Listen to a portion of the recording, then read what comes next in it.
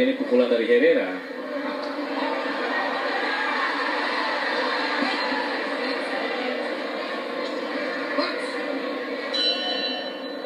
Pemirsa, demikianlah akhir dari ronde yang ke-7 dan kita ikuti pesan-pesan. Pemirsa, ronde ke-8 sekarang.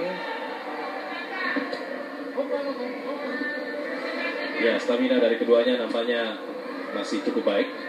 Dan Bung Olan, dengan kesimpulan dari 8 ronde telah berlangsung ini, saya sudah bisa melihat bahwa Manuel Herrera ini tidak mempunyai killing punch dan akan sulit dia bisa merobohkan Anies Roga, apalagi dengan stamina dan kondisi yang cukup baik oleh Anies Roga.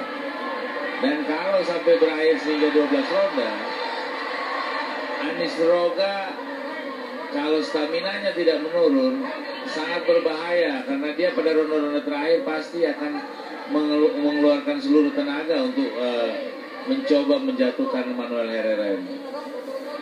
Ya, nampaknya kita lihat Anies Roga masih bermain dengan baik ya.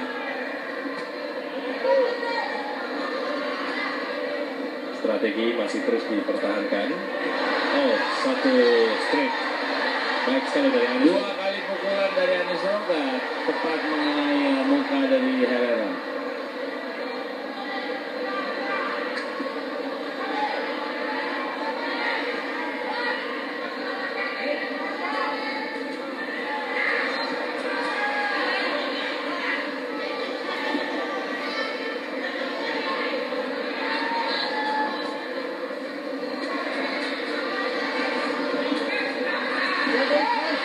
Sayang sekali.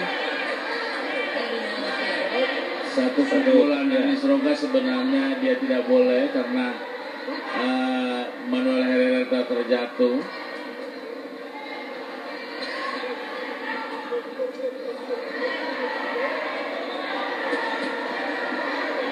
Sementara Gor Kertajaya Surabaya ini nampak begitu tegang.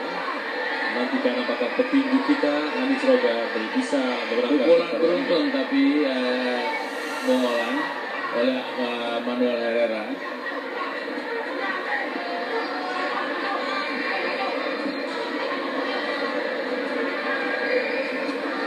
Satu dua pukulan wantu. Wah, terpeleset karena di situ sering banyak air yang disiram pada saat istirahat sehingga membuat kanvas basah sehingga mudah terpeleset. Dan ada sedikit protes dari pihak. Ya, pemirsa, kita kembali ke studio. Funky Shoes by Neckerman.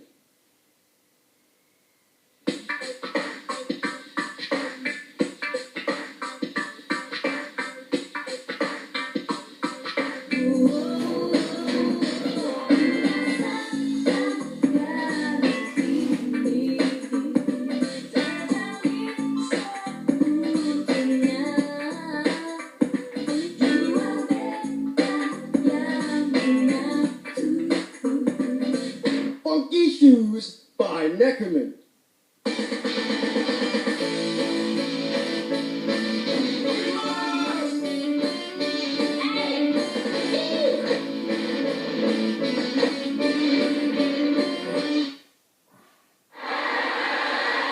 Pemirsa, ronde ke-9 sekarang.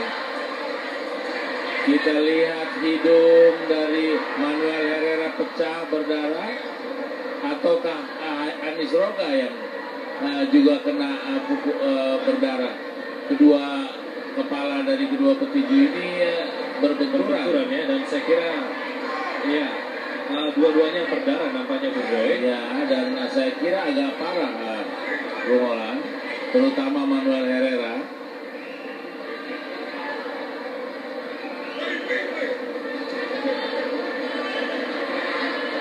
Ya, Manuel Herrera juga berdarah dengan begitu gencar. Kita saksikan tayangan ulang bagaimana Ini terjadinya. jelas benturan kepala, karena pukulan tidak mungkin membuat separah ini. Dan dokter sudah seolah-olah memberi tanda untuk pertandingan barangkali tidak bisa dilanjutkan. Tetapi wasit menanyakan kepada supervisor IBF Mr. Bobby Lee Junior, apakah pertandingan bisa dijalankan atau tidak. Seperti apa yang saya katakan tadi, Bung Olan, bahwa petinju bukan saja teknik dan fisik yang harus baik, kekebalan kepala, muka juga merupakan faktor penting. Dan saya lihat walaupun kedua petinju berdarah, tetapi yang paling berat adalah Herrera. Ya, Herrera nampaknya cukup besar lukanya. Kembali kita saksikan tayangan ulang ya. Berawal dari rangkulan. Dan nampaknya, iya, kita tidak sempat menyaksikan bagaimana benturan ini terjadi ya.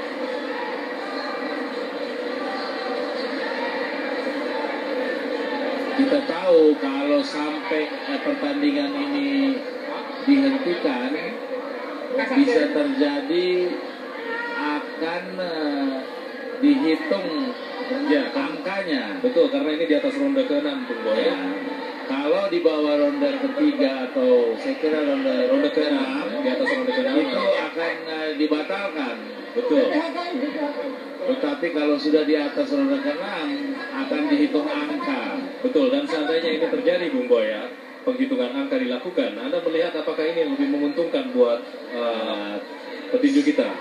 Agak sulit karena di sini kalau angka kita masih melihat Herrera berada di atas sedikit, ya. Tetapi kalau disebabkan oleh kesalahan dari Herrera, dia bisa didis, atau kalau kesalahan dari petinju Anies Roga, sebaliknya bisa juga didis. Jadi ini kita lihat apa yang akan terjadi, apa yang akan diputuskan oleh wasit. Saya lihat tadi wasit menanyakan kepada supervisor Mr. Bobby Lee Junior dari New Jersey, Amerika Serikat. Dan kita lihat Mr. Bobby Lee Junior sedang berbicara dengan hakim Yopi Limahelu.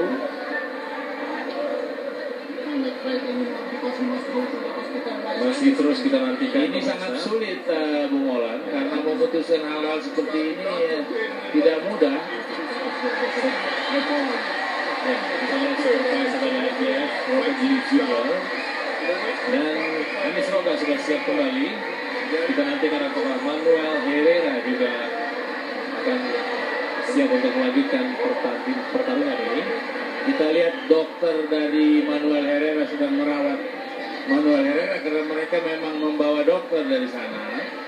Cutman yang di dalam dunia tinju, orang yang ahli menghentikan darah dan mengobati luka di pelipis.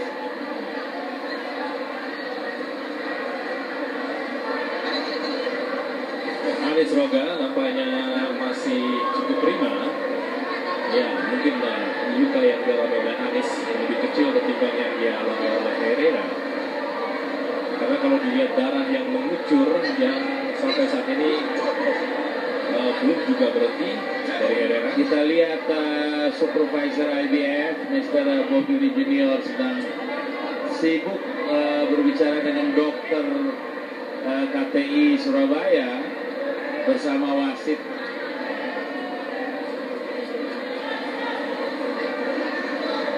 Ya, terdorong Anies Herrera, kita lihat di tayangan ulang. Masih kita tunggu pemirsa bagaimana hasilnya. Dan tampaknya Manuel Herrera tidak akan meneruskan lagi ya, Bung Boy, karena sudah mencopot sarung tinjunya. Ya, kalau sudah dicopot sarung berarti tidak akan terus, tetapi kita akan melihat apa keputusannya. Baik, pemirsa, sebelum kita dapat keputusannya, kita ikuti dulu pesan-pesan berikut ini. Lee Junior masih terus mencoba merundingkan, memang agak membingungkan keputusannya, Bung Boy ya. Ya, ini benar-benar sangat kontroversial, Bung Olan, karena kejadian seperti ini, jangankan di Indonesia, di Amerika Serikat pun sering terjadi dan sulit untuk memutuskan. Ya, kita kembali mencoba mengikuti tayangan ulang.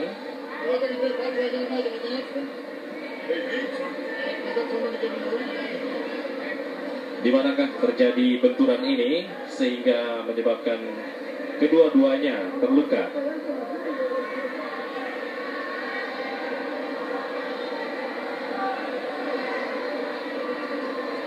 Ya, terlihat petinju dari Republik Dominika, Manuel Olimpico Herrera masih terus mendapat Tetapi perawatan. pengelolaan sarung tinju sudah dicopot Ya, jadi ya sudah menandakan tidak ada pertandingan untuk dilanjutkan, tetapi keputusannya yang akan kita tunggu dari pihak International Boxing Federation.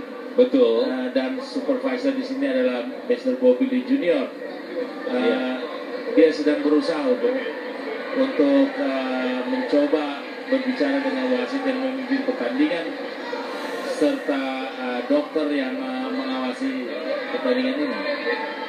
Ya, betapa parahnya mungkin luka yang dialami oleh Herrera ya. Kita lihat ada perdebatan kecil antara Robert Lee Junior dengan pihak Herrera ya.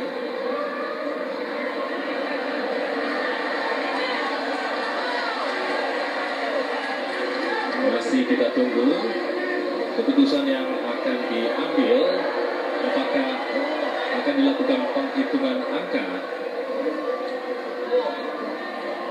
Ya, karena memang kalau dilihat dari aturan pertandingan IBF, jika pertarungan berhenti karena benturan kepala, kecelakaan terjadi sampai dengan atau di bawah ronde ke-6, tidak diadakan penghitungan angka. Sementara kalau terjadi setelah ronde ke-6, pemenangnya akan ditentukan lewat penghitungan angka. Coba mohon perhatian sejenak. Ada sesuatu yang perlu kita ikuti dari putusan supervisor IBF. Kita coba dengarkan apa yang dikatakan oleh MC.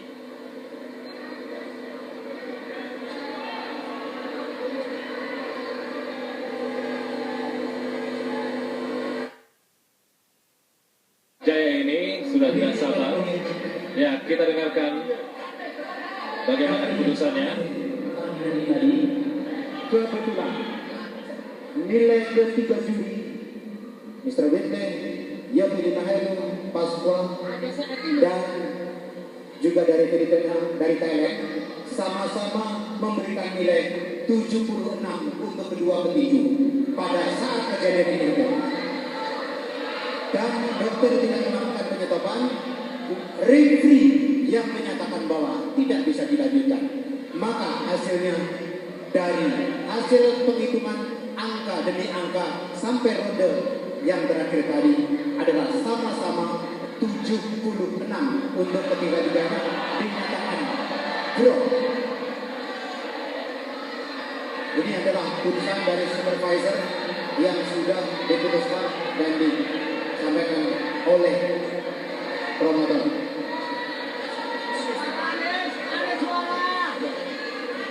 Ya, itulah keputusan yang sudah disepakati akhirnya. Which caused the cut. Pemirsa, saya merasa sebenarnya presiden atau supervisor IBF tidak perlu untuk menerangkan kepada petinju. Cukup dengan satu keputusan yang tegas bahwa hasil pertandingan ini adalah draw. Jadi memang kelihatan sedikit aneh karena keputusan ini dirundingkan di atas ring dan diterangkan kepada petinju. Padahal sebenarnya menurut peraturan, apabila pertandingan terjadi hal-hal seperti tadi di mana ada benturan kepala sehingga keluar darah dan tidak dapat melanjutkan, referee menyetop pertandingan, maka angka akan dikumpulkan untuk menentukan siapa yang menang.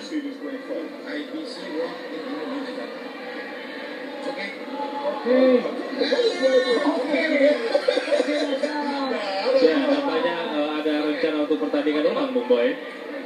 Saya kira paling bagus kalau ada pertandingan ulang, betul. Tetapi kita lihat kembali apa yang terjadi sebelumnya di tayangan ulangan ini.